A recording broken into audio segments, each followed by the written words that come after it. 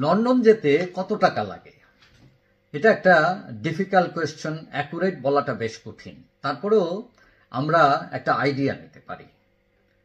বিশেষ করে প্রায়ই শুনি যে অমুক লন্ডনে গেছে, তার 20 লাখ টাকা লাগছে, 30 লাখ লাগছে, 40 লাখ টাকা লাগছে।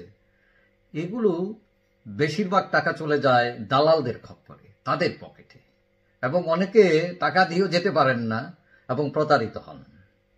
সুতরাং আমি আপনাদের একটা আইডিয়ার জন্য একটা তথ্য দিই। প্রথম কথা হলো যে আপনি যখন যাবেন একটা ভিসা লাগবে আপনার। তো এখন ভিসা ফি কত অনেকে জানেনি না।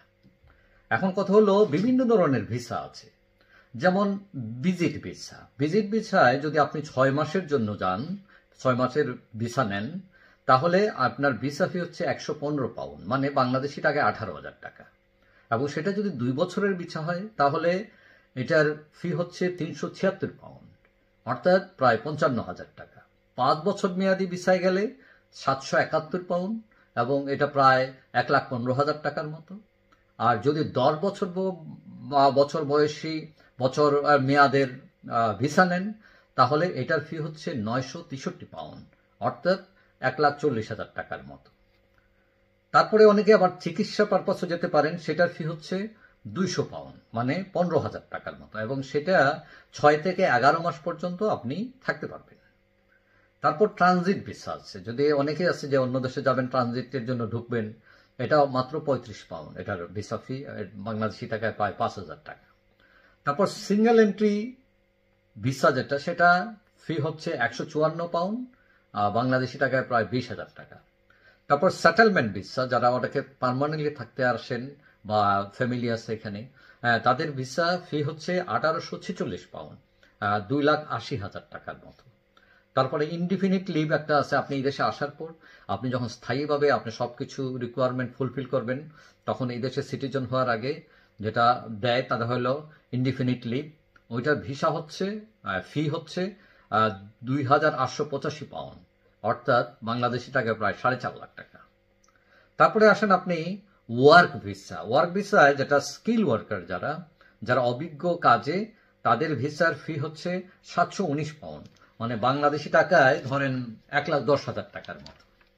তারপরে এখন স্টুডেন্ট যারা স্টাডি ভিসায় আসবেন, তাদের ফি হচ্ছে 490 পাউন্ড, মানে বাংলাদেশি টাকায় 7,500 টাকা। এখন আপনি বলতে পারেন মাত্র 7,500 টাকা, না, এখানে কিন্তু আরো খরচ আছে, যেমন আপনার টিউশন ফি আছে দিতে হবে, বিমান ভাড়া আছে।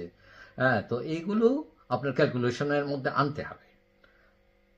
এখন আমি যে কথাগুলো বললাম, এই ভিসাগুলো, এটা ছাড়াও আরো অনেক ফি আছে, অনেক বিতরণের ভিসা আছে, এবং একই ভিসার মধ্যে বিভিন্ন সার্কামস্টেন্স প্রকারভেদ আছে। তো আমি সেটাই বললাম যেটা ইম্পর্টেন্ট, যেটা আমাদের এই সাথে সামঞ্জস্যপূর্ণ, আমাদের সোসাইটির সাথে, বাংলাদেশ, ইন্ডিয়া যারা আসেন ওইখান থেকে, সেই জন্য এই জিনিসগুলো বললাম যেটা ইম্পর্টেন্ট বা যেটা রিলেটেড আমাদের সাথে। তো যাই হোক, এটা একটা ধারণা দিলাম, এবং এই ভিসা ফির সাথে আপনার বিমান ভাড়া আপনার সাথে যে সংযুক্ত হবে।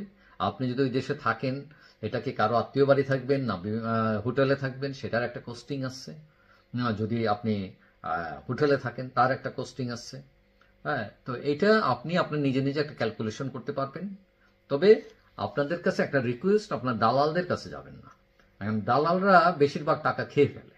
দেখা গেল আপনার টোটাল খরচ 5 লাখ টাকা, কিন্তু দালাল নিল 15 লাখ টাকা, তার মানে 10 লাখ টাকাই তার পকেটে চলে যাচ্ছে, যেটা আননেসেসারি, যেটা আপনি নিজেই করতে পারতেন। এবং এখানে শুধু এটা না, কস্টিং শুধু না, অনেকে টাকা দিয়ে প্রতারিত হন, মানে আসতেও পারেন না, মানে আমও যায় ছালাও যায়, এই অবস্থা। তো যাই হোক, ভেবে চিনতে যাবেন, এটা কষ্টের টাকা। যারা বিদেশ আসেন, বেশিরভাগ মানুষ তার বাবার পেনশনের টাকায় জমি বিক্রি করে, ভিটা বিক্রি করে আসেন। আর আরেকটা জিনিস, আসবার আগে সবাই একটা স্বপ্ন নিয়ে আসেন। তবে একটা জিনিস কি, যারা আলালের করে দুলাল, তারা ওই ব্রিটেন বলেন, ইউরোপ বলেন, আমেরিকা বলেন, ওইসব দেশে না যাওয়া ভালো। কারণ এখানে এসে পরিশ্রম করতে হয়, ডিটারমাইন্ড থাকতে হয়, যে ডু অর ডাই, মানে আমাকে যেভাবে হোক সামহাউ সেটেল হইতে হবে, কষ্ট করতে হবে, কাজ করতে হবে, প্রয়োজনে আমি ফুটপাতে থাকবো, শুধু ব্রেড খেয়ে দিন যাপন করব, এই ধরনের টেন্ডেন্সি থাকতে হবে।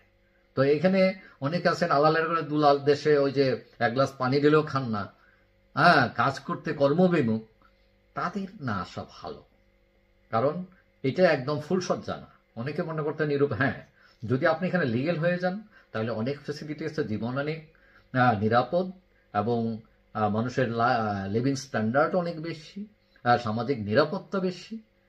সেগুলো ঠিক আছে, কিন্তু ওই লেভেলে যাইতে হলে আপনাকে একটা কষ্ট করতে হবে, একটা ফাইট করতে হবে। এই ফাইটিং টেন্ডেন্সিটা আপনার থাকতে হবে। যাই হোক, আমি মোটামুটি আপনাদেরকে এটা বুঝাইতে চাইলাম, মানে একটু ছোটখাটো ধারণা দিতে চেষ্টা করলাম যে লন্ডন যেতে কত টাকা লাগে। এখন আপনারা হয়তো একটা অনুমান করে বুঝতে পারবেন। তবে ওই যে 1,30,00,000, 4,00,000, 25,00,000, 30,00,000, 50,00,000, এইগুলো অনেকটা টাকা ওই যে যারা টাউট, বাটপার, মিডিয়া, তাদের পকেটে বেশিরভাগ টাকা চলে যায়। এটা মনে রাখবেন, আসলে এত টাকা খরচ হয় না। যাই হোক, সবাই ভালো থাকবেন। আর যারা আমার চ্যানেল সাবস্ক্রাইব করেন না, ইচ্ছে করে রাখতে পারেন, তাহলে পরবর্তী ভিডিও আপনার কাছে অটোমেটিক চলে যাবে। সবাই ভালো থাকবেন। আল্লাহ হাফিজ।